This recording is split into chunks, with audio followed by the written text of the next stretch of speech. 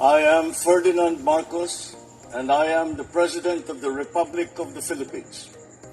I stand today on behalf of 110 million Filipinos. Mga kababayan, narinig nyo yun? Mukha yatang mabubuksan uli yung impeachment laban kay Sara Duterte. Hala kayo. Anong sabi ng Senate President Soto? Still waiting the Supreme Court, no, sa desisyon nila doon po sa sa motion for consideration po ng House of Representatives tungkol dito sa impeachment. If the Supreme Court, ito hindi tayo abogado for sure naman kahit sino naman sa inyo, if the Supreme Court, mga kababayan, kailangan na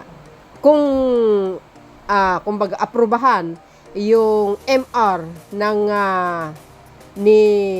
ng House of Representatives na kailangan ituloy yung impeachment. Dito na magkakaalaman. Paano yan? Iyak mga dilis.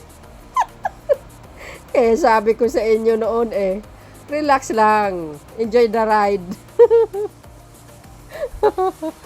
Sabi, maghintay kayo.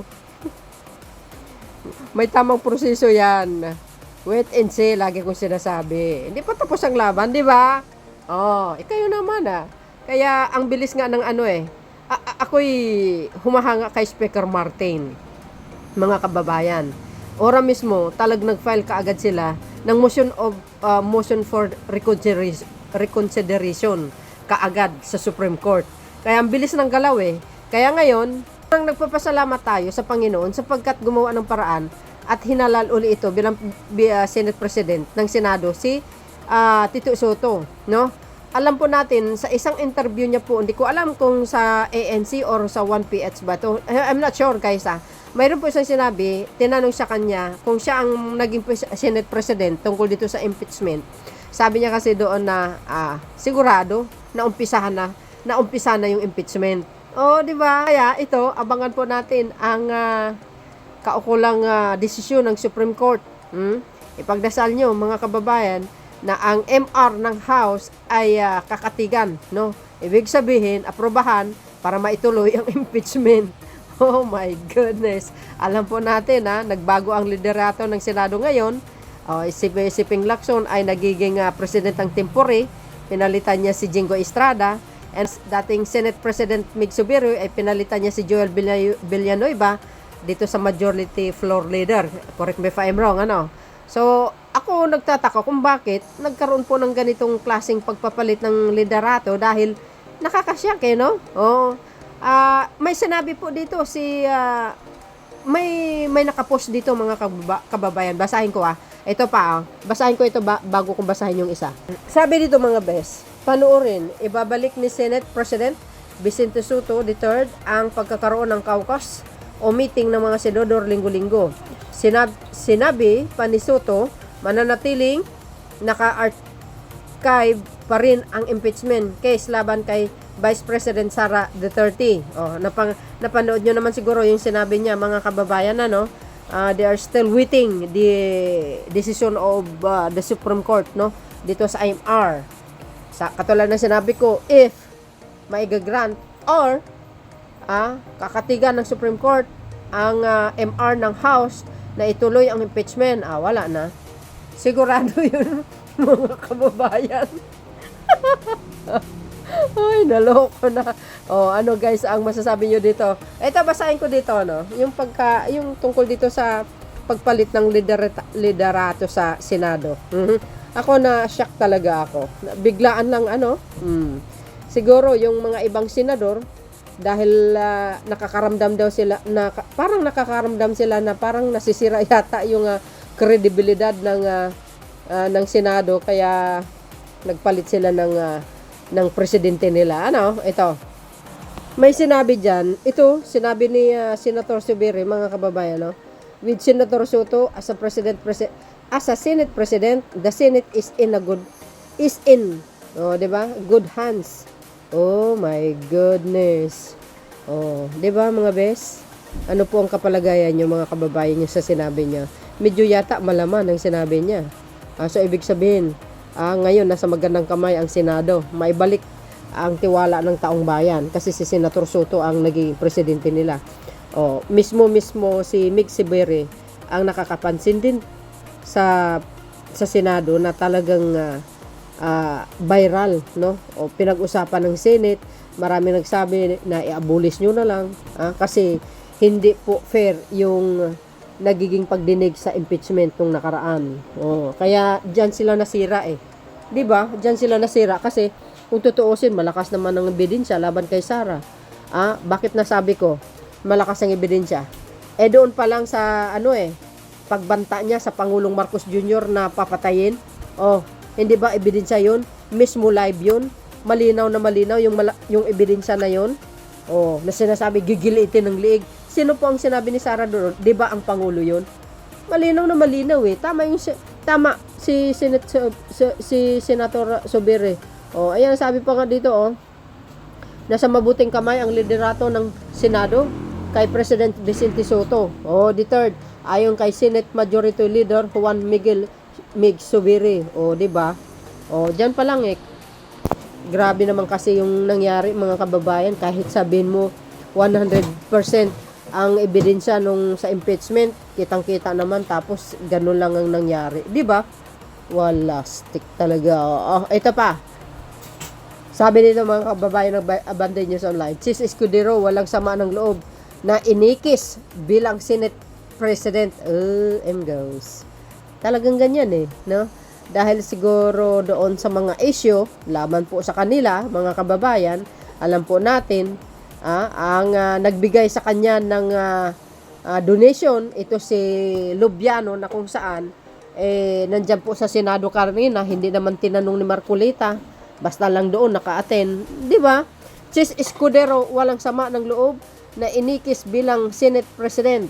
I congratulate Senator Vicente Soto III on his election as a Senate President, and I wish you well, Mr. Senate President. Nandito lang po ako bilang ordinary membro para pagsilbihan at paglingkuran kayo sa anumang kapasidad na pwede at kaya ko bilang bahagi ng Senadong ito. Ayan siyempre, naghinayang din yan mga kababayan, pero wala tayong magagawa Ganyan talaga ang buhay. Diba? Walang umanong sama ng loob si Senate Chis Escudero matapos siyang palitan ni Senator Tito Soto bilang Senate President. I think dumaan ito sa votes, no? Dumaan yan siguro sa boto. Eleksyon nakalagay so, sorry na lang siya. Panalo talaga si Senator Soto. Magaling naman kasi din naman bilang Senate President si Vicente Soto mga kababayan. Ako ay naniniwala sa kanyang leadership. Sabi niya nga doon sa kanyang video na napakinggan nyo, talaga namang bago mag-session, kailangan may mag-meeting ang mga senador. Tama naman yun. Dating gawin niya yun Yun po ang sinabi niya. So, mahaba ito. Ito na lang po ang babasahin po natin. Ayan! So yun mga kababayan, nabanggit pa po natin. Siyempre, dinaan yan sa eleksyon, di ba? Ngayon, Soto versus Chis Escudero. Ito, naulit ang kanilang eleksyon para sa pagka Senate President. Ito sila basahin po natin para kumpleto detalyado Ayan sabi po ng Impact Leadership, 15 senators vote to elect Soto as Senate President. 15 senators voted on Monday, September 8 to elect Senate Minority Leader Tito Soto as a new Senate President. Those who backed Soto's election were Senator Soto, Ping, Lacson Mig Subiri, Risa Ontiveros, Loren Regarda, Rafi Tulfo, Erwin Tulfo, Mark Villar, Camel Villar, Lito Lapid, Pia Cayetano, Bam Aquino, Kiko Pangilinan, GB Hercito, and Win Gatchalian. Soto succeeded Senator Chis Escudero, who was unseated after Deputy Minority Leader Subiri moved to declare the position vacant. Ayan. So, ibig sabihin, 15 senador, mga kababayan, ang nag-vote kay Tito Soto para magiging Senate President. Ayan, 15 senator votes to elect Soto as Senate President. Woo! Ayan, Oh, kita nyo yan, oh. Ayan, oh, siyempre. Tito Soto, Lacson, Subiri, Ontiveros, Legarda, 2 Tulpo, 2 Bilyar, Lapid, Cayetano, Aquino, Pangilinan, Escudero at, Ejercito at Gatchalian. Dito po, sa 15 na senador nito, if the 8th impeachment trial continue or didinggin uli, kaya abangan natin ang MR ng MR ng House na sana pagbigyan tayo ng Supreme Court. So do you think, mga kababayan, this 15 senator will vote for impeachment? Who knows? Hindi natin alam. Sinong wala, mga kababayan? Si Amy Marcos, agay. Tsaka isang Estrada. Mga Duterte. Wala. Duterte Black. Oh my goodness. Agay. So, yun, mga kababayan. Sino po ang wala? Ilan ba sila? 24, di ba? 15 ang boto ni Soto at 9 kay Escudero. Nako, talaga nang, alam nyo, sa totoo lang, in-expect ni Escudero na manalo siya. Doon po siya nagkamali. Karma is real. Bakit kanyo? Sino po ang wala? Si Robin Padilla, una. Marcolita, pangalawa. Bongo, pangatlo. Bato, pang-apat. Jinggoy, Estrada, pang-5. Chis, pang-6. Amy Marcos, pang-7. Villanueva, pang-8. Alan Cayetano, pang-9. So do you think, pag natuloy ito, yung impeachment, ito kaya ang uli ang bilang para ma-convict si Sara Duterte?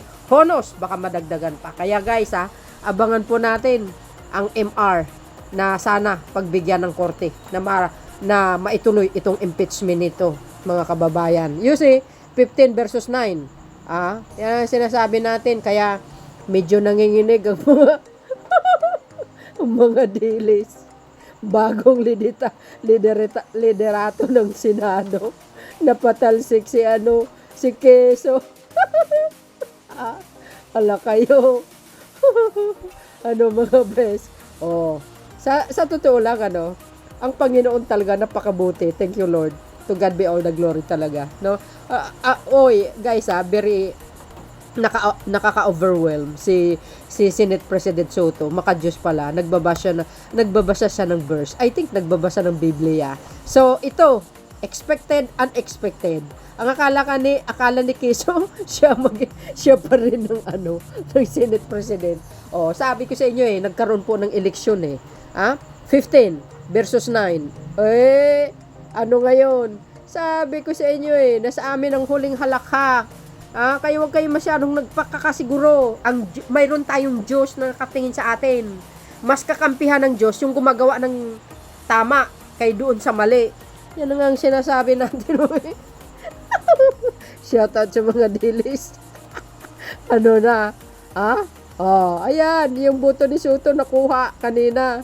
No, ang masaklap talagang pinalitan ng buong liderato ni Escudero. Majority leader Flor, si Migs Subere. Ito si Ping Lacson nagiging president tempore. Sabi sa iyo nako guys, ang isa pa, mayroon akong nabasa not confirmation na papalitan na si Marcolita ng Blue Ribbon Committee. Sino sa tingin nyo kaya i-update ko yan pag mayroon akong nakitang si Kiko Pangilinan kaya, si Win Gatchalian, or who?